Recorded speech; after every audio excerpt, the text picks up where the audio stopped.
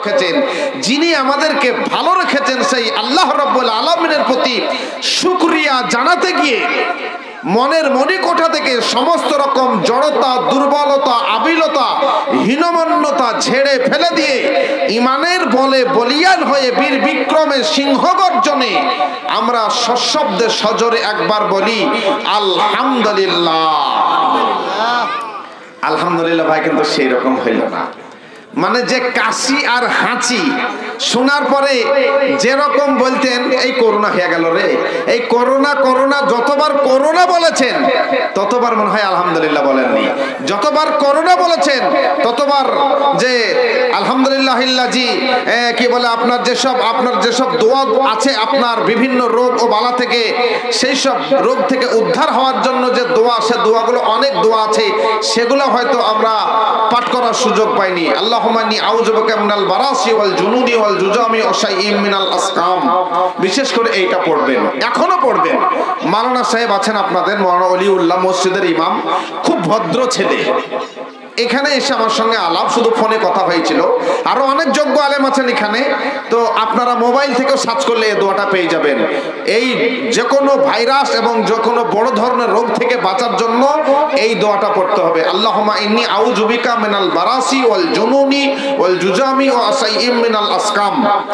এটা আপনারা বেশি বেশি করে পাঠ করবেন। এবং লা ইলাহা ইল্লা আনতা সুবহানাকা ইন্নী কুনতু মিনাজ জালিমিন, বিপদে আপদে পড়লে এ দোয়াও পড়া যায়। মাগরিবে এবং ফজরের নামাজের পরে আল্লাহুম্মা আপনার বিভিন্ন ধরনের দোয়া আছে, বিশেষ করে বিসমিল্লাহিল্লাযী লা ইয়াজুররু মা ইসমিহি শাইউন ফিল আরজি ওয়ালা ফিস সামাই ওয়া হুয়াস সামিউল আলিম। তো ভাই, এসব দোয়া পাঠ করতে হবে। তো আমাদেরকে একবার জোর করে আল্লাহর প্রতি আমরা যত খুশি, আল্লাহ গো তুমি আমাদেরকে ভালো রেখেছো। এই যে আমরা শ্বাস নিচ্ছি, আবার শ্বাস নেওয়ার পরে আবার শ্বাস ছেড়ে দিচ্ছি, আর এর মধ্যে থেকেই মাঝে ফাঁকে আমরা হাঁচি দিই। হাঁচি দিলে করোনা এটা কোনো কথা নয়। হাঁচি দিলে চিকিৎসা বিজ্ঞান বলছেন যে আপনার লাংসে, মানে ফুসফুসে, হার্টে যে বিভিন্ন ধরনের জীবাণু লুকিয়ে আছে, হাঁচির সঙ্গে সেগুলো হাজার হাজার জীবাণু বেরিয়ে যায়। এটা চিকিৎসা বিজ্ঞান বলছেন। একজন খ্রিস্টান চিকিৎসা বিজ্ঞান, যে মুসলমানরা হাঁচির পরে আলহামদুলিল্লাহ কেন বলে, এটা রিসার্চ করতে গিয়ে তিনি দেখলেন যে হাঁচির সঙ্গে হাজার হাজার রোগ জীবাণু লাংস থেকে, ফুসফুস থেকে, হার্ট থেকে বেরিয়ে যাচ্ছে। তখন তিনি বললেন পৃথিবীর শ্রেষ্ঠ বৈজ্ঞানিক হচ্ছেন বিশ্বনবী সাল্লাল্লাহু আলাইহি ওয়াসাল্লাম, ফলে আমি ইসলাম কবুল করে নিলাম। তো ভাই, আলহামদুলিল্লাহর অনেক কথা আছে, যা আলহামদুলিল্লাহ নিয়ে বললেই 10:30 বেজে যাবে। তো একবার দয়া করে আপনারা বলুন আলহামদুলিল্লাহ, মাশাআল্লাহ।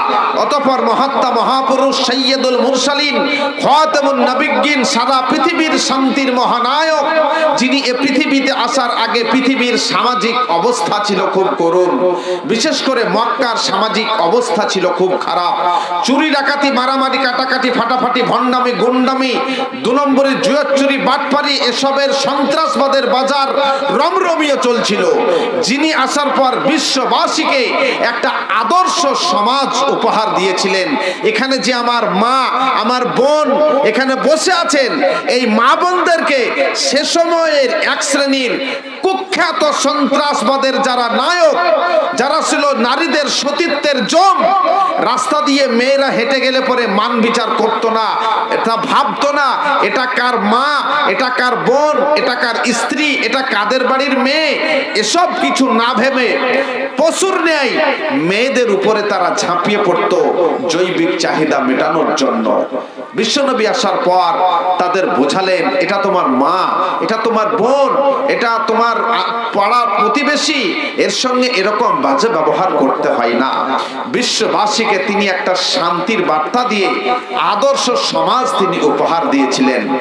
এক শ্রেণীর লোক যারা ইসলাম সম্বন্ধে কালো চশমা পড়ে আছে, ইসলাম সম্বন্ধে যারা অন্ধ, ইসলাম সম্বন্ধে যাদের কোনো জ্ঞান নেই, সেই জ্ঞানহীন লোকেরা বলে যে ইসলাম সন্ত্রাসবাদের শিক্ষা দেয়। বিশ্বনবী সন্ত্রাসবাদের বার্তা দিয়ে গেছেন মুসলমানদেরকে। এটা নিতান্তই ভ্রান্ত ধারণা, এবং যারা এ ধরনের কথা বলে তাদের নাকে ঝামা ঘুষে দিয়ে বিশ্বনবী প্রমাণ করেছেন তিনি একজন শান্তির মহানায়ক। ইসলাম তরবারি দিয়ে আসেনি, তিনি মানুষকে তরবারি দেখিয়ে, টাকার লোভ দেখিয়ে, অর্থের প্রলোভন দিয়ে, নারীর লোভ দেখিয়ে ইসলামে নিয়ে আসেননি। তিনি নিয়ে এসেছেন মানুষকে তিনার গুড ক্যারেক্টার, হুসনে সিরাত, উত্তম চরিত্র, ভালো ব্যবহার দিয়ে বিশ্ববাসীকে শান্তির প্ল্যাটফর্মে তিনি দাঁড় করে দিয়েছেন। বুখারীতে আছে একটা হাদিস, মুসলিমে আছে, বুলুগুল মারাম বলে একটা হাদিস আছে, তার 3 পৃষ্ঠায় হাদিসটা আছে। হাদিসের বর্ণনাকারী আনাস ইবনে মালিক রাদিয়াল্লাহু তাআলা আনহু। বন্ধু আমার, সে হাদিসে এসেছে একজন অমুসলিম মসজিদে নববীতে এসে দাঁড়িয়ে দাঁড়িয়ে ছচ্ছর করে প্রস্রাব ফিরছে। সাহাবায়ে কেরাম তাকে ধমকালেন এবং চমকালেন। বিশ্বনবী বললেন, ওকে দাঁড়িয়ে বসে যেমন করে খুশি প্রস্রাব ফিরতে দাও। তার প্রস্রাব ফেরা কমপ্লিট হলে তিনি বললেন, সাহাবারা, বালতিতে করে পানি নিয়ে এসে তোমরা মসজিদটা ধুয়ে দাও। একটা হিন্দু, একটা অমুসলিম মসজিদে নববী, মদিনার মসজিদ আমরা কত সম্মান করি বলুন, সেই মসজিদে গিয়ে একজন অমুসলিম নবীর সামনে গিয়ে দাঁড়িয়ে দাঁড়িয়ে প্রস্রাব ফিরছে। তো সাহাবাদেরকে বলছেন, পানি নিয়ে এসে তোমরা ধুয়ে দাও, ওকে কিছু বলো না। কি তিনার ক্যারেক্টার মূল্যায়ন করুন। আমার থেকে অনেক জ্ঞানী লোক আপনারা আমার নিচে বসে আছেন, আপনারা আমার শিক্ষকের মতো অনেক জ্ঞানী ব্যক্তি, আপনারা অনেক বিবেক বুদ্ধি রাখেন। একটু ভাবুন না ভাই, আল্লাহ রাসূল কি শিক্ষা দিলেন আমাদেরকে, কি বার্তা দিলেন আমাদেরকে? অজ্ঞাবশত, ভুলবশত যদি কোনো অমুসলিম, যদি কোনো হিন্দু, যদি কোনো নন মুসলিম সে ভুল করে কোনো মুসলিমকে গালি দেয়, মসজিদকে গালি দেয়, মাদ্রাসাকে গালি দেয়, মসজিদে মাদ্রাসায় ভুলবশত কিছু করে ফেলে, তাহলে তাকে ধমকানো, চমকানো দুর্ব্যবহার নয়, সুন্দর ব্যবহার দিয়ে তাকে বোঝাতে হবে যে ভাই শোনা, এটা আমাদের মসজিদ, এখানে আমরা ধর্ম করি, এখানে প্রস্রাব ফিরতে নেই। তিনি বললেন না, মুসলমানদের মসজিদে ওরা প্রস্রাব ফিরেছে, তোমরা তাদের মন্দিরে গিয়ে গরুর মাথা রেখেছো না। তিনি কি বার্তা দিলেন? তাদের সঙ্গে সুন্দর ব্যবহার করা আমাদেরকে শিখালেন, তাকে কিছুই বললেন না। বন্ধু আমার, তিনি ছিলেন ক্ষমার মহানায়ক। হিন্দা বিশ্বনবীর চাচার কাঁচা কলেজা চিবিয়ে খেয়েছে। বিশ্বনবী যখন মায়ের পেটে, আব্বাকে চোখে দেখেনি, মায়ের পেট থেকে এসে তিনি আব্বাকে চোখেই দেখতে পাননি। জিনার কাছে মানুষ, তিনি হচ্ছেন আমির হামজা, তিনার চাচা। বাল্যবেলা থেকে জিনাকে মানুষ করেছিলেন বিশ্বনবীকে। সেই আমির হামজা উহুদের প্রান্তে যখন গেলেন, তখন হিন্দা আমির হামজাকে যখন শহীদ করা হলো, বুকটাকে ফেড়ে দিয়ে কাঁচা কলেজা বের করে চিবিয়ে চিবিয়ে সেই মেয়েটা খেয়েছে। এই আঙ্গুলগুলোকে পিস পিস করে কেটে কেটে, আঙ্গুলগুলোকে পিস পিস করে কেটে কেটে, ঠোঁটটাকে, জিহ্বাকে কেটে, চোখগুলোকে তুলে, পায়ের আঙ্গুলগুলোকে কেটে মালা বানিয়ে গলায় পরেছে, আর কাঁচা কলেজা চিবিয়ে খেয়েছে। সেই মেয়েটা আল্লাহ রসুলের চাচা, কলিজার টুকরা। বাপ যখন নাই, চাচার কাছে মানুষ, তো সেটাই বাপের তুল্য। সেই মেয়েটা যাকে আমির হামজাকে এভাবে কষ্ট দিয়েছিলেন মৃত্যুর পরে, মেয়েটাকে যখন নিয়ে আসা হলো নবীর সামনে, আমরা হলে কি করতাম বলেন তো? সারা লাইফটাই জেলে পচে পচবে, আগে ওকে কুচি কুচি করে কাট। আমরা তাই বলতাম। নবী বললেন, হিন্দাকে নিয়ে যাও, আমি তাকে ক্ষমা করে দিলাম। ওহ আল্লাহুস সামাদ। কবি আক্ষেপ করে বলেছেন তার কাব্যের ভাষায়, এ আতিশন বীরে চাচা সে মহান, আতিশন বীরে চাচা সে মহান, আমির হামজা নাম, পেলেছিল নবীকে বড় আদরেতে, যাই না কো দেওয়া তার দাম। স্নেহের তাহার ছিল না কো সীমা, স্নেহের তাহার ছিল না কো সীমা, সেই সে আমির হায়। উহুদ মাঠেতে যুদ্ধের মাঝে শহীদ হইয়া যায়, এই সে রাক্ষসিনী নারী, বক্ষ বিদারী আমির হামজার, এই সে রাক্ষসিনী নারী হিন্দা, বক্ষ বিদারী আমির হামজার, কলিজা ফাড়িয়া খাইছি বাইয়া, দুঃখ দুঃখ বেসুমার। হাত পা কেটে হার বানাইয়া, হাত পা কেটে হার বানাইয়া, গলাই পড়েছে সে, এবার বন্দি হয়েছে পাইবে তারে কে। বিশ্ব নবীর চাচার কথা পড়িতেছে তিনার মনে, মুখ ফিরাইয়া বলিলেন তিনি সাথী মুজাহিদ গণে। ছেড়ে দাও তারে সরাও সম্মুখ হতে, বুক ফেটে যায় তবু প্রতিশোধ পারি না কথার নিতে। ইহা দেখে অবাক মানিল সবাই, নবী তুমি দুজাহান, তোমার দয়ায় বেঁচে গেল কত অত্যাচারীর প্রাণ। তিনি আমাদেরকে ক্ষমা নামক হাতিয়ার দিয়ে গেছেন, সেই বিশ্ব বরেণ্য নেতা যিনি আসার পর বিশ্ববাসীকে, শুধু মুসলমানদেরকে নয়, আল্লাহ রাব্বুল আলামিন বলছেন ওমা আরসালনাকা ইল্লা রাহমাতাল লিল মুমিনিন, বিশ্ববাসীর নিকটে নবী তোমাকে আমি সার্বজনীন নেতা করে পাঠিয়েছি। তুমি হিন্দুর নেতা, মুসলমানের নেতা, জৈনর নেতা, খ্রিস্টানের নেতা, ইহুদির নেতা, নাসারার নেতা, নর নারী, বৃদ্ধ বনিতা, অবাল বনিতা, সকলের জন্য তুমি রহমতুল লিল আলামিন। হ্যাঁ, তুমি বিশ্ববাসীর জন্য রহমত স্বরূপ, তুমি সার্বজনীন নেতা। বন্ধু আমার, সে সময়ের অমুসলিমরা টাকা নিয়ে এসে নবীর কাছে জমা রাখতেন, তাই তেনাকে সার্বজনীন নেতা বলা হয়ে থাকে। তিনার প্রতি লক্ষ কোটি দরুদ ও সালাম বর্ষিত হোক। সকলেই বলুন আল্লাহুম্মা আমিন, আল্লাহুম্মা সাল্লি আলাই, আল্লাহুম্মা বারিক আলাই। ভাই আমার বন্ধুরা, আজকের যে জালসা ইকরুল মসজিদের উন্নতি কল্পে আপনারা হ্যান্ডবিলটা পড়েছেন, আমি আপনাদের সামনে ইসলাম ও মুসলিম বিষয়ক কিছু কথা বলবো বলে ভাবছিলাম। আমি এখানে এসে হ্যান্ডবিলটা পড়ে দেখলাম যে তাবলিগি নয়, জালসাটা উন্নতি কল্প হবে, সেই হেতু শুয়ে শুয়ে বিষয়টাকে চেঞ্জ করে নিয়েছি। তো আপনাদের সামনে আলোচনা করব আজকের যেহেতু জালসা ইকরুল মসজিদের উন্নতি কল্পে, তাহলে মসজিদ আর আবেদ মানে কি? মসজিদে ইবাদত করবে শুধু অনলি ফর মানুষ। মসজিদে পৃথিবীতে সবাই ইবাদত করে, যেরকম গাছপালা, নদ নদী, খাল বিল, পুকুর পুষ্করণী, পৃথিবীতে যা কিছু আছে, পৃথিবীতে যা কিছু আছে এরা সবাই আল্লাহর ইবাদত করে। বললে মাওলানা প্রমাণ? আকাশ পাতাল, তারকারাজি, পুকুর পুষ্করণী, হাতি ঘোড়া, পৃথিবীতে তো অনেক কিছু আছে, এরা সবাই আল্লাহর ইবাদত করে। পবিত্র কুরআন সূরা বানী ইসরাঈল 44 নম্বর আয়াত, তুসাব্বিহু লাহুস সামাওয়াতুস সাবউ ওয়াল আরজু ওয়া মান ফীহিন্না ওয়া ইন মিন শাইইন ইল্লা ইউসাব্বিহু বিহামদিহি ওয়ালাকিন লা তাফকাহুনা তাসবিহাহুম।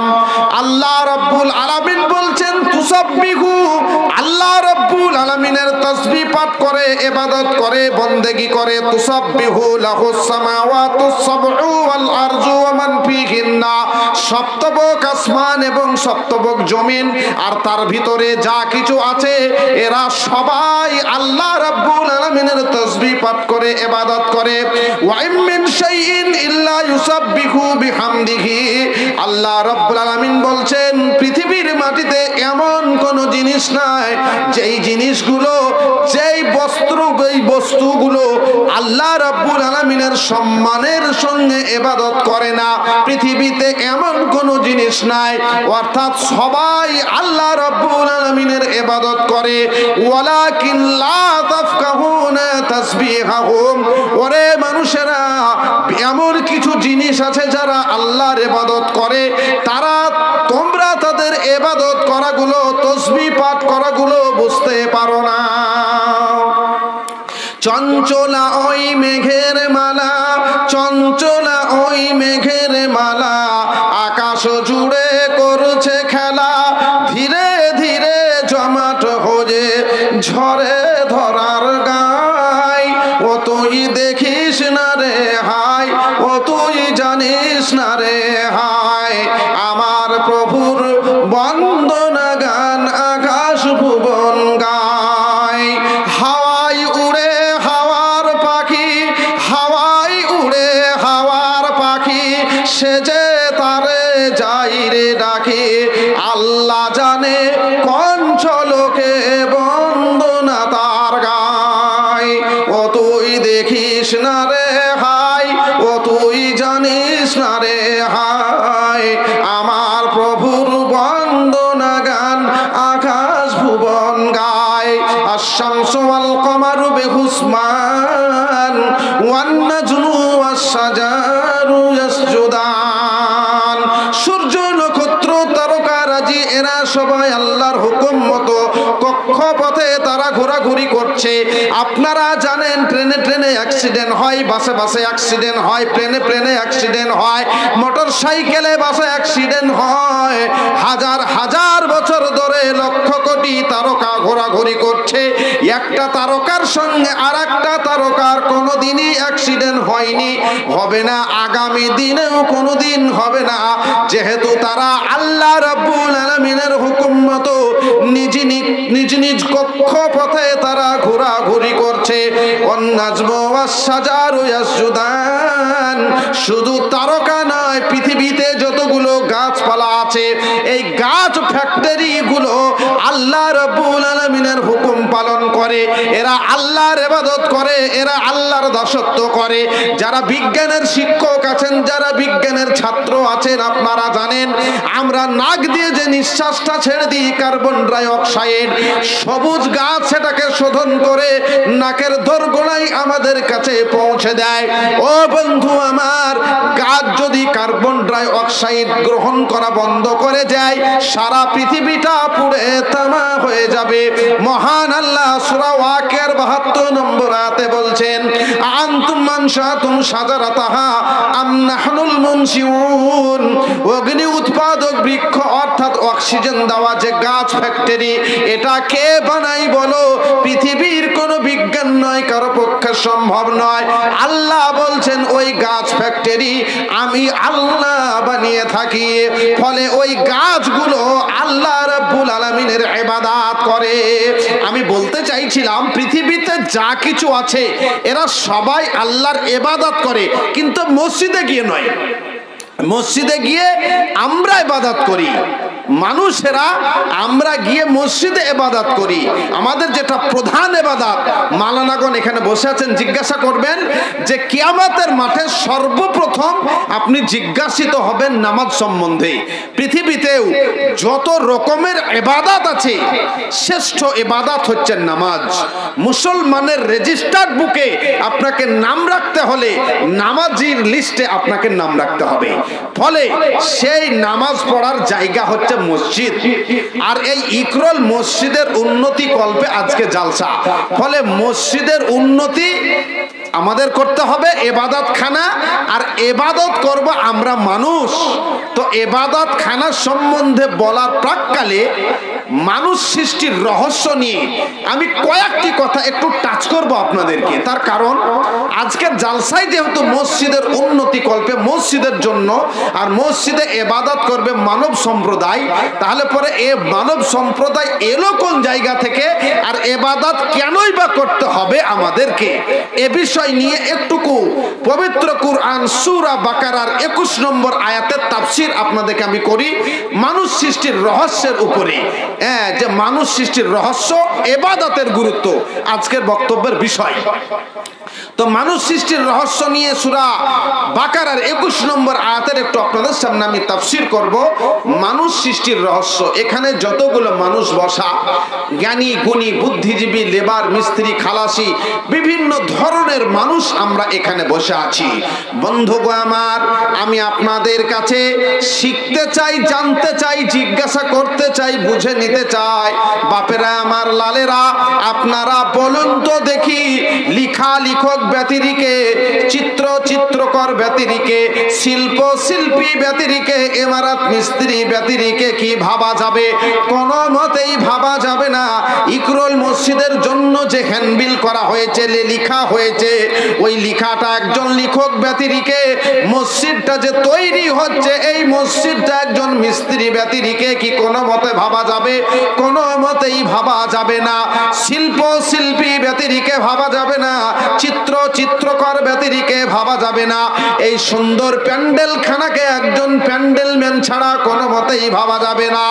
ও বাপেরা আমার লালেরা, সারা পৃথিবীতে যতগুলো মানুষ আছে একজন মহা কারিগর, একজন মহা সৃষ্টিকর্তা ছাড়া কোনো মতেই ভাবা যেতে পারে না। বন্ধুবর মাইক ম্যান আমার ডান দিকে বসা, মাইকটাকে তিনি আওয়াজটাকে দূরে নিয়ে যাচ্ছেন, এই মাইকের নিশ্চয় একজন কারিগর এবং কারখানা আছে। আমি বারবার ঘড়ি দেখে নিচ্ছি, এই ঘড়ির নিশ্চয় কারিগর এবং কারখানা আছে। লাইটটা আলো দিচ্ছে, নিশ্চয়ই এই লাইটের কারিগর এবং কারখানা আছে। বলুন বন্ধু গো আমার, ওই লাইটের যিনি কারিগর, মাইকের যিনি কারিগর, ঘড়ির যিনি কারিগর, ওই কারিগর পৃথিবীর কোন কারখানা থেকে এসেছেন? সারা পৃথিবী যদি ঘুরে ঘুরে বেড়ান, ওই লাইটের, মাইকের, ঘড়ির কারিগরকে আপনি খুঁজে বের করতে পারবেন না। কেননা ওই কারিগরগণ হচ্ছেন একজন মানুষ, আর মানুষ সৃষ্টির তৈরির কারখানা সারা পৃথিবীর কোনো দেশে নেই। যারা আপনারা আমার সামনে বসা, হে আব্দুল্লাহ, আব্দুর রহমান, আব্দুল সত্তার, পিন্টু, আয়েশা, সালমা, ফাতেমা, ওগো আমার মা, আমার বোনেরা, ওগো ভাই বন্ধুরা, আপনারা আপনাদেরকে জিজ্ঞাসা করুন পৃথিবীর কোন জায়গা থেকে, পৃথিবীর কোন কারখানা থেকে আপনারা এসেছেন? না না, সারা পৃথিবী ঘুরে ঘুরে বেড়ালে পরে মানুষ সৃষ্টির কারখানা খুঁজে বের করতে পারবেন না।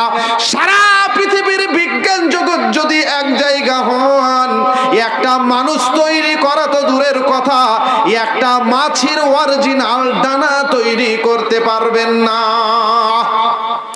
যিনি এই মানুষ তৈরির কারিগর, তিনি হচ্ছেন আমার আল্লাহ রাব্বুল আলামিন।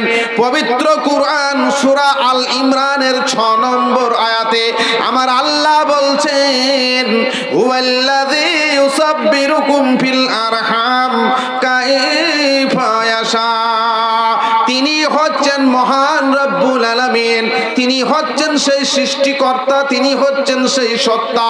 ইউসাব্বিরুকুম, আল্লাহ বলছেন, ওরে ইকরলের মানুষেরা, ওরে নবগ্রামের মানুষেরা, ওরে 5 গ্রামের মানুষেরা, ওরে সারা পৃথিবীর মানুষ, ইউসাব্বিরুকুম, আমি আল্লাহ তোমাদেরকে সৃষ্টি করেছি, তৈরি করেছি, আমি আল্লাহ তোমাদেরকে বানিয়েছি ফিল আরহাম, তোমাদের মায়ের পেট নামক কারখানাতে। আল্লাহ হচ্ছেন কারিগর, মায়ের পেটটা হচ্ছে কারখানা। সারা পৃথিবীর মানুষগুলোকে আল্লাহ মায়ের পেট নামক কারখানা থেকে বানিয়েছেন।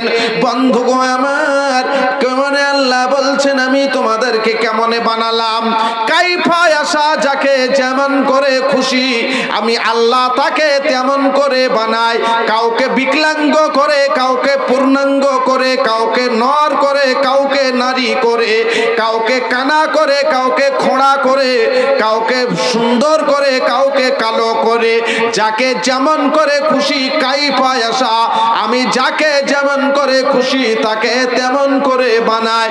আল্লাহ অন্য আয়াতে বলছেন 30 পারাতে, মহান রব্বুল আলামিন বলছেন, ফি আই সূরাতিম মা শাআ রাক্কাবাক, আমি তোমাদের যাকে যেমন করে খুশি তাকে তেমন করে পৃথিবীর মাটিতে বানাই। এখানে যতগুলো মানুষ আপনারা পুরুষ বসে আছেন, ইকরলের হোক, 5 গ্রামের হোক, নবগ্রামের হোক, পলসন্ডার হোক, এমনি করে কানফলার হোক, মমিনাবাদের হোক, যুগরের হোক, সাগরদিঘির হোক, মোড়গ্রামের হোক, সেলসান্ডা বেলসান্ডার হোক, যতগুলো পুরুষ বসে আছেন সবাই সবারই দিকে তাকিয়ে তাকিয়ে দেখেন একজনের সঙ্গে আরেকজনের মিল হয় কি না। না বন্ধুগো আমার, একজনের সঙ্গে আরেকজনের মিল নাই। ওগো আমার মা বোনেরা, যারা আপনারা এখানে বসে আছেন, সবাই একবার সবারই দিকে তাকিয়ে তাকিয়ে দেখেন একজনের সঙ্গে আরেকজনের মিল আছে কি না। কারো সঙ্গে কারো মিল নাই। সারা পৃথিবীতে যতগুলো মানুষ আমার আল্লাহ বানিয়েছেন, একটা নারীর সঙ্গে আরেকটা নারীর চেহারার মিল নাই, একটা পুরুষের সঙ্গে আরেকটা পুরুষের চেহারার মিল নাই। সারা পৃথিবীর সমস্ত মানুষগুলোকে আলাদা আলাদা চেহারা দিয়ে আমার আল্লাহ তৈরি করেছেন। মহান আল্লাহ বলছেন, ফি আই সূরাতিম মা শাআ রাক্কাবাক, আমার আল্লাহ বলছেন যাকে যেমন করে খুশি তাকে তেমন করে চেহারা দিয়ে আমি আল্লাহ বানাই। কাইফা ইয়াশা, কাউকে যাকে যেমন করে খুশি তাকে তেমন করে বানাই, অর্থাৎ নর করে নারী করে যাকে যেমন করে খুশি তাকে তেমন করে দুনিয়ায় আমি পাঠিয়ে দিয়েছি। এই আয়াতের আরো ব্যাখ্যা রয়েছে, চলুন সূরা সূরার 49-50 নম্বর আয়াতে আমার আল্লাহ বলছেন ইয়াহাবু লিমান ইয়াশাউ ইনাসাও ওয়া ইয়াহাবু লিমান ইয়াশাউ যুকুর আও ইউযাওবিজুহুম যুকুরাও ওয়া ইনাসা ওয়া ইয়াজআলু মান ইয়াশাউ আকিমা। ছেলে ছেলে করে কেহ কান্দিয়া বেড়ায়, ছেলে ছেলে করে কেহ কান্দিয়া বেড়ায়, অতীত ছেলেতে কেহ জ্বলে মরে যায়, কেহ দেখো শুধু এবে নারীর অধিকারী, আর কেউ হয় শুধু নূরের অধিকারী। আল্লাহ বলছেন ইয়াহাবু লিমান ইয়াশাউ ইনাসা, আমি আল্লাহ যাকে খুশি শুধু মেয়ে দিই, একটা দুটো চারটে পাঁচটা পর্যন্ত শুধু মেয়ে ছেলে নাই। আবার কাউকে আল্লাহ আমি একটা দুটো পাঁচটা ছটা সাতটা পর্যন্ত ছেলে দিয়ে দিই, তার মেয়ে নাই। আও ইউযাওবিজুহুম যুকুরাও ওয়া ইনাসা, আমি আল্লাহ আবার কাউকে দুটো মেয়ে চারটে ছেলে চারটে মেয়ে দুটো ছেলে নর নারী সবই দিই। ওয়া ইয়াজআলু মান ইয়াশাউ আকিমা, মহান আল্লাহ বলছেন তিনি যাকে চান তাকে বন্ধ্যা করে দেন, তাকে নিঃসন্তান করে দেন। ইকরলের মাটিতে এমনও ফ্যামিলি আছে হাজার হাজার কোটি টাকার মালিক, লাখ লাখ টাকার মালিক, কিন্তু তার বাড়িতে একটা কানা খোড়া ন্যাংরা ছেলে নাই।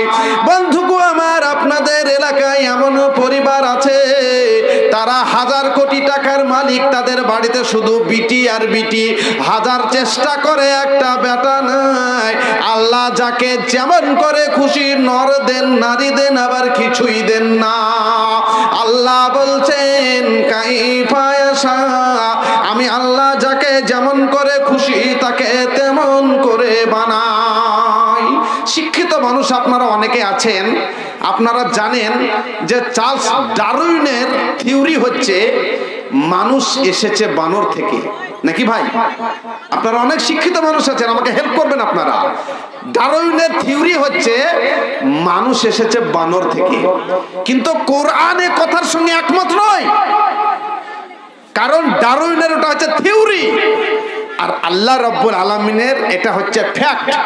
ফলে ফ্যাক্টের সঙ্গে থিওরির কোনোদিনই মিল হবে না। মহান আল্লাহ বলছেন তোরা বাঁদরের বাচ্চা নস, তোরা হচ্ছে মানুষের বাচ্চা। ওরে বিশ্ববাসী, কেমনে তোমাদেরকে নিয়ে এলাম শুনে নাও, তোমাদেরকে বানর থেকে নিয়ে আসা হয়নি। ফাইন্না খলাকনাকুম মিন তুরাবিন সুম্মা মিন নুতফাতিন সুম্মা মিন আলাকাতিন সুম্মা মিন মুদগা। সূরা হজের 5 নম্বর আয়াতে দেখুন আল্লাহ বলছেন কেমনে বানালাম শুনে নাও। ফাইন্না খলাকনাকুম মিন তুরাবিন, সর্বপ্রথম আমি আল্লাহ তোমাদেরকে মাটির উপাদান দিয়ে তৈরি করেছি। আল্লাহ বলছেন মাটিতে যে খাদ্য খাবার হয় সেই খাদ্য খাবার খাইয়ে তোমার মায়ের শরীরে তৈরি করেছি ডিম্বাণু, তোমার পিতার শরীরে তৈরি করেছি শুক্রকীট। মাতা পিতার বৈধ মিলনের ফলে বীর্যটা যখন মায়ের রেহেমে বাচ্চা জানিতে গেল 40 দিন সেভাবে রাখা হলো। ক্রমান্বয়ে পর্যায়ক্রমে আল্লাহ রাব্বুল আলামিন বলছেন ততক্ষণ 40 দিন পর আমি আল্লাহ রাব্বুল আলামিন আলাকা তৈরি করলাম, আমি রক্তপিণ্ড তৈরি করলাম, আর রক্তপিণ্ড থেকে আমি মাংসের গোটা বানালাম, মুজগা বানালাম, মাংসের গোটা বানালাম। বন্ধুগো আমার, এখানে যতগুলো নরনারী আছেন, সারা পৃথিবীতে যতগুলো মানুষ আছেন, বিশ্ববাসীকে আমার আল্লাহ মায়ের পেটে একদা রক্তের গোটা মাংসের গোটা করেছিলেন। বলেন বন্ধু আমার, ওই মাংসের গোটা থেকে কে আফজাল হোসেন বানালেন? মাংসের গোটা থেকে কে ওলিউল্লাহ বানালেন? করলেন, মাংসের গোটা থেকে কে কিয়ামত সভাপতি সাহেব বন্ধুবরকে আমার বানালেন। ওগো আব্দুল্লাহ, আব্দুর রহমান, ওগো আয়েশা, সালমা, ফাতেমা, তুলিকা, বালিকা, আপনারা ভাবুন, আমরা যখন মায়ের পেটে মাংসের গোটা হিসাবে ছিলাম, ওই মাংসের গোটা থেকে এত সুন্দর বডি, এত সুন্দর শরীর খানাকে বানালেন। সারা পৃথিবীর কোন চিকিৎসা বিজ্ঞান নয়, আমার আল্লাহ বলছেন ফাঁকা সাউনাল বান্দারে, ওই মাংসের ভিতরে হাড় দিয়ে সুন্দর করে ছাউনি দিয়ে, চামড়া দিয়ে ছেড়ে দিয়ে সুন্দর করে একখানা বডি আমি আল্লাহ রাব্বুল আলামিন তৈরি করলাম। অতঃপর ফিকির মাকিন, মায়ের পেটে একটা সংরক্ষিত জায়গায় আমি রেখে দিলাম। ৪৩ মাসের পরে বাচ্চার শরীরে আমার আল্লাহ বলছেন আমি রূহ দিলাম, প্রাণ পাখি দিলাম, আর রূহের সঙ্গে বাচ্চার শরীরে আমি একটা চিপ সেট করে দিলাম বাচ্চার শরীরে।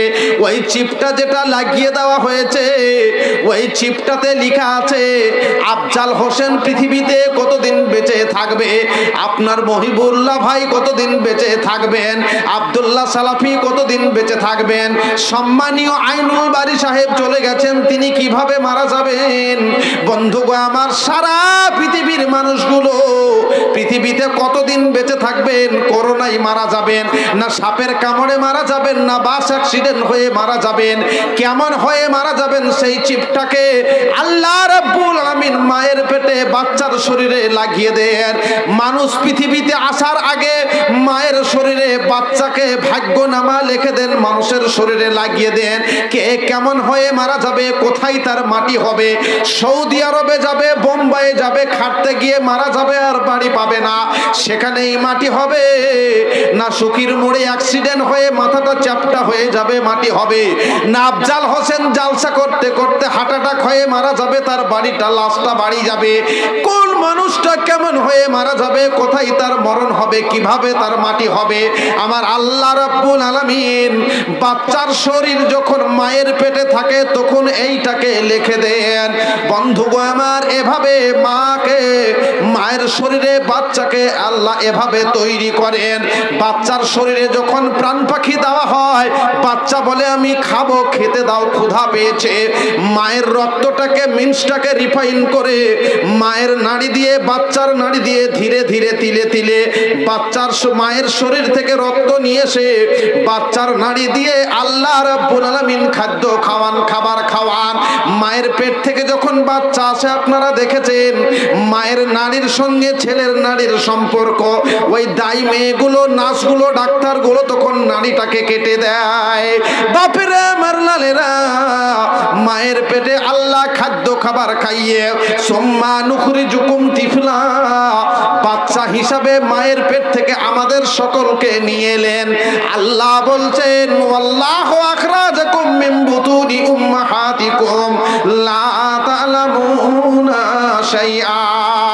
বান্দারে, তোমাকে আমি এমন অবস্থায় মায়ের পেট থেকে নিয়ে এলাম, লা তা'লামুনা শাইআ, তোমার কোনো ভাষা জানা ছিল না, আসামিয়া, হিন্দি, বাংলা, আরবি, উর্দু, ফার্সি কোনো কিছুই জানতে না। ট্যা ট্যা কুহা কুহা করে রক্তে পড়ে, প্রস্রাবে পড়ে মায়ের সঙ্গে রক্ত মাখা শরীর নিয়ে তুমি কান্না করেছো। পৃথিবীর শ্রেষ্ঠ খাবার মায়ের বুকে আমি গরম করে রিজার্ভ করে রেখে দিয়েছি। মা জননী বুকে জড়িয়ে ধরে নিয়েছেন, আর মা বুকে জড়িয়ে ধরে নিয়ে পৃথিবীর শ্রেষ্ঠ খাবার তোমাকে খাইয়েছেন। প্রশংসা কি করিব আমি মাতা ও পিতার, প্রশংসা কি করিব আমি মাতা ও পিতার, যাদের জন্য দেখিয়াছি মুখ দুনিয়ার। হাই রে প্রসব কালে ব্যথা জননীর, যে ব্যথাই ঘুম নাই চোখে পড়শির, বাঁচিবারও আশা নাই। হাই হাই হাই, প্রসব হইল ছেলে এমন সময়, উঠিতে না পারে, মুখে না সরে জবান, ইশারাতে বলে ছেলে আমার কাছে আনো। যখন আনিয়া ছেলে মায়ের কাছে দিল, হাই রে দরদি মাতা বুকে ধরে নিল, মনে মনে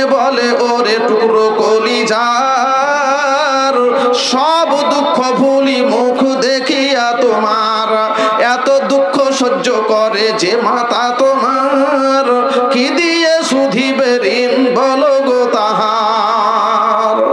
মা জননী সন্তানটাকে এভাবে পৃথিবীতে নিয়ে আসতে গিয়ে যে কত কষ্ট পান তা আগামী বছর আল্লাহ হাতে বাঁচিয়ে রাখলে আলোচনা হবে। ঘড়ি বলছে 10 বেজে গেছে, 10:30 আমার লাস্ট টাইম। তো ভাই বক্তব্যটাকে গুটিয়ে নেওয়ার চেষ্টা করি এবার। তো বলতে চাইছিলাম যে আল্লাহ রাব্বুল আলামিন আমাদেরকে এভাবে পৃথিবীতে নিয়ে এসেছেন, তার প্রধান উদ্দেশ্য এবং লক্ষ্যটা কি। আবার একটু আলোচনা এগিয়ে নিয়ে যাই। আল্লাহ যে আমাদেরকে এভাবে নিয়ে এলেন, এখানে পাকে 1 ঘন্টার কথা আমি রেখে দিলাম সাইড করে। তো মহান রব্বুল আলামিন বলছেন আমি তোমার স্রষ্টা। ইয়া আইয়ুহান নাস উবুদু রাব্বাকুমুল্লাযী খালাকাকুম ওয়াল্লাযীনা মিন ক্বাবলিকুম। হে বিশ্ববাসী, ইবাদত করো, দাসত্ব করো, গোলামি করো, হুকুম মানো তার, গ্রহণযোগ্যতা আছে যার, অর্থাৎ আল্লাহ, যিনি তোমার এবং তোমার পূর্ববর্তীগণের স্রষ্টা, তার তুমি ইবাদত করো। পৃথিবীর শ্রেষ্ঠ ইবাদত তা হচ্ছে নামাজ। আমি আমার বক্তব্যের শুরুতে কথা আপনাদের স্মরণ করিয়ে দিয়েছি। ফলে ইবাদত খানা সেটা হচ্ছে মসজিদ। আল্লাহ আমাদেরকে সুপার কম্পিউটার মানব বডি এ কারণেই তৈরি করেছেন, ওমা খলাকতুল জিন্না ওয়াল ইনসা ইল্লা লিয়াবুদুন, সূরা জারিয়াত আয়াত নম্বর 56। তাহলে তিনার উদ্দেশ্য যে আমরা তিনার কাছে গিয়ে সিজদা করব, তিনার আমরা ইবাদত করব। ভাই আমার বন্ধুরা, আপনারা আমার সঙ্গে থাকুন। আমি আমার বক্তব্যটাকে একটু অ্যাঙ্গেল করি, আবার ইনশাআল্লাহ আমি ফিরে আসব, একটু পকেট রুটে আমি ঢুকবো। আপনারা আমার সঙ্গে থাকুন। তাহলে মসজিদ ইবাদত খানা, আমরা হচ্ছি আবেদ, শ্রেষ্ঠ ইবাদত মসজিদে গিয়ে করব। আর ইকরল মসজিদের উন্নতি কল্পেই আজকের জালসা। আল্লাহ প্রেমী, আল্লাহর যারা খাস আবেদ, আল্লাহর যারা সবথেকে আল্লাহ প্রেমী বান্দা যারা, আপনাদের কাছে আমার কয়েকটা মিনিট একটুকু অনুরোধ ইকরল মসজিদের জন্য। মা বোনেরা, ভাই ও বন্ধুরা, আপনাদের উভয়ের কাছে আমার অনুরোধ, 50,000 করে দেন, 25,000 করে দেন, এ অনুরোধ আমি করব না আপনাদেরকে। আমি শুধু এটুকুই অনুরোধ করতে চাইছিলাম, মসজিদের জন্য যে অনেক ভাই বন্ধু বাবা জীবন মা বোনেরা আছেন, মাত্র 5,000 টাকা একজন ভাইকে দেখতে চাইছিলাম। 10 জন না, 5 জন না, একজন কোন আল্লাহর খাস বান্দাকে। মসজিদের অনেক কাজ বাকি। আমাদের যিনি হাফেজ সাহেব, মাওলানা সাহেব ওলিউল্লাহ, আমার স্নেহের ছোট ভাই, আমি তার সঙ্গে কথা বলছিলাম, তা আমাকে বলছিল আফজাল ভাই এই কাজগুলো বাকি আছে। আগামী দিনে মেয়েদের যাতে দোতলায় নামাজ পড়ানো হয় তারও প্ল্যান প্রোগ্রাম নিয়ে তিনারা আগাচ্ছেন মসজিদ কর্তৃপক্ষ। মাশাআল্লাহ অনেক কাজ হয়েছে মসজিদে আমি দেখলাম, এবং অনেক কাজ বাকিও আছে, সেটাও আমি লক্ষ্য করলাম। মসজিদের ভালোবাসায় 5,000 টাকা প্রথম একজন ব্যক্তির কাছে আমি চাইছিলাম। গ্রামের, ভিন্ন গ্রামের, এলাকার বাইরের যে কোনো একজন নর বা নারী, আমি একজন ভাই বন্ধু মা বোন আপনাদের কাছ থেকে 5,000 টাকার একটু অনুরোধ করছি মসজিদের জন্য। এক্ষুনি দেন আমি তা বলিনি, আপনি আপনার সুবিধা মতো মসজিদকে দেবেন।